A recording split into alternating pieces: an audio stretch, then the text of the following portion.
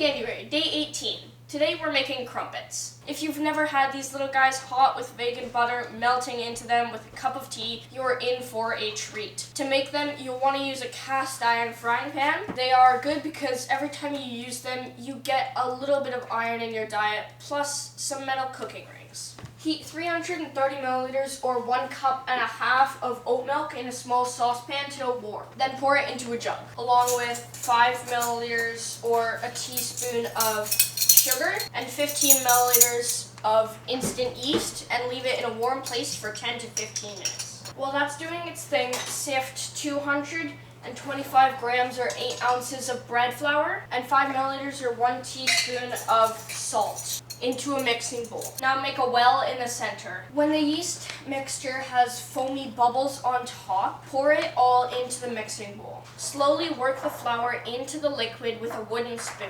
Beat well to make a perfectly smooth batter. Cover with a tea towel and leave to stand in a warm place for about 45 minutes. Now the batter will have become light and frothy. When you're ready to cook, grease the insides of the cooking rings very well and add a little oil to your pan before placing it on a medium heat. Now uncover it and spoon 15 milliliters of the batter into each ring. Let them cook for 4 to 5 minutes. First, tiny bubbles will appear on the surface. When they burst, lift the rings and turn over the crumpet. Serve the crumpets while still warm with lots of vegan butter and lemon curd. Strawberry jam is also great. If you don't eat all of them at once and they get cool, what? Something wrong must have happened. Toast them lightly before serving. Let's try it. That is so good. That is amazing.